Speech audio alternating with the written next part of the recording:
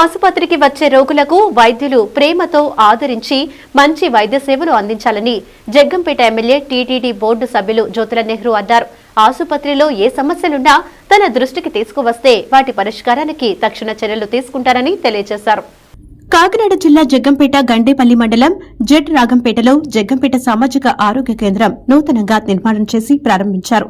ఈ సామాజిక ఆరోగ్య కేంద్రంలో పూర్తి స్థాయిలో వైద్య సేవలు అందుబాటులోకి తీసుకొచ్చిన జగ్గంపేట శాసనసభ్యులు జ్యోతుల నెహ్రూ ముందుగా ఆసుపత్రికి చేరుకున్న ఆసుపత్రి అభివృద్ది కమిటీ చైర్మన్ ఎమ్మెల్యేకు ఘన స్వాగతం పలికారు. అనంతరం ఆసుపత్రిలో ఎమ్మెల్యే ఆన్లైన్ ఓపీ తీసుకుని వైద్య పరీక్షలు చేయించుకున్నారు. ఈ సందర్భంగా ఆసుపత్రిలోని వైద్యులు, నర్సులు, సిబ్బందితో సమావేశం నిర్వహించి ఆసుపత్రికి ఏమైనా సమస్యలు ఉంటే తెలుసుకుని ఇంకా ఎక్కడైనా ఇబ్బంది ఉంటే వాటిపైన దృష్టి పెట్టి వచ్చే రోగులకు పూర్తి స్థాయిలో వైద్య సేవలు అందించాలని అన్నారు.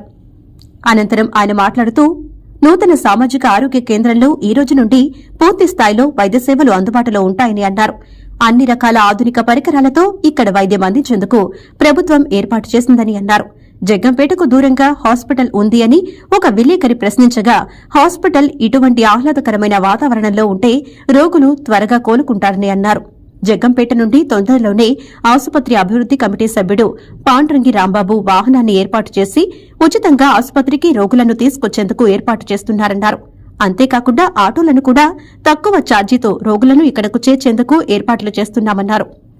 ఈ కార్యక్రమంలో ఎస్వీఎస్ అప్పలరాజు, గండేపల్లి జగ్గంపేట మండల టీడీపీ అధ్యకులు పోతుల మోహనరావు, జీను మణిబాబు, కొత్త కొండబాబు తదితరులు పాల్గొన్నారు. జగ్గంపేట టౌన్ నుంచి వచ్చేటటువంటి పేషెంట్లందరికీ కూడా ఫ్రీ ట్రాన్స్పోర్ట్ అరేంజ్ చేస్తున్నాడు. వ్యాను రేపు బుధవారం నుంచి ప్రారంభమవుతుంది. ఇది ఒకటైతే, రెండోది ఇటు నుంచి వెళ్లే బస్సులు కానీ అటు నుంచి వెళ్లే బస్సులు అన్నిటికీ కూడా ఇక్కడ మామూలు రిక్వెస్ట్ స్టాప్, అది రిక్వెస్ట్ కాదు, ఒక స్టాప్ పెట్టడానికి మాత్రం నేను ఇప్పుడే మాట్లాడాను డిఎంఓ తోటి. ఖచ్చితంగా లెటర్ రాసి పంపించండి అన్నాడు. ఇప్పుడు లెటర్ రాసి పంపిస్తాను. ఇక స్టాప్ కూడా వస్తుంది. ఇకపోయి ఆటోలు కూడా చెప్పాము, మీరంతా వచ్చి ఇక్కడ పెట్టుకోవచ్చురా ఆటోలు, ఇక్కడ కూడా చేసి ఆటోలు కూడా కొంచెం ఫ్రీగా జాగ్రత్తగా తక్కువ డబ్బులతోటి తిరిగే ప్రయత్నం చేయండి అన్నాం. ఆటో సంఘాన్ని అంతా కలిసి వాళ్ళు కూడా అందుబాటులో ఉంటారు. కాబట్టి ఇది ఎప్పుడు కూడా నన్ను అడిగితే ఇటువంటి ప్రదేశంలోనే హాస్పిటల్ ఉండాలి, ప్రశాంతమైనటువంటి వాతావరణం ఉండాలి. ఇంకా ఇవన్నీ మన ముందు కనిపించే అన్నీ కూడా మొక్కలు ఎదిగి ఇవన్నీ చేసినట్టయితే హాస్పిటల్ వాతావరణం ఏర్పడుతుంది. ఇక్కడ ఆ రకంగా ఉన్నప్పుడే హాస్పిటల్లో పేషెంట్ వేగా ఇది అవడానికి అవకాశం ఉంటుంది. కాబట్టి పరంగానే రెండోది ఇంకోటి, మనకి ఈవేళ ఫోన్ కొడితే వచ్చేటటువంటి అంబులెన్సెస్ ఉన్నాయి కదా, అవన్నీ కూడా చేస్తాయి. యథాతథంగానే ప్రయత్నం చేయడం జరుగుతుంది. ఇంకొకటి ఏంటంటే యాక్సిడెంట్ అవ్వాలని మాత్రం నువ్వు కోరుకో. సిహెచ్సి సామాజిక ఆరోగ్య కేంద్రం పూజా పురస్కారాలతోటి గతంలో దీన్ని ముహూర్తం చేశాం. అయితే పూర్తి ఎక్విప్మెంట్స్ అన్ని తోటి కూడా ఈ రోజు నుంచి ఇక్కడ పేషెంట్స్కి అందరికీ కూడా సేవ చేసేటటువంటి కార్యక్రమానికి శ్రీకారం చుట్టారు డాక్టర్స్.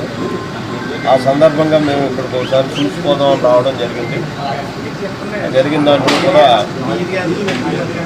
చూసాం. అన్నీ చూస్తే చాలా హ్యాపీ అనిపించింది.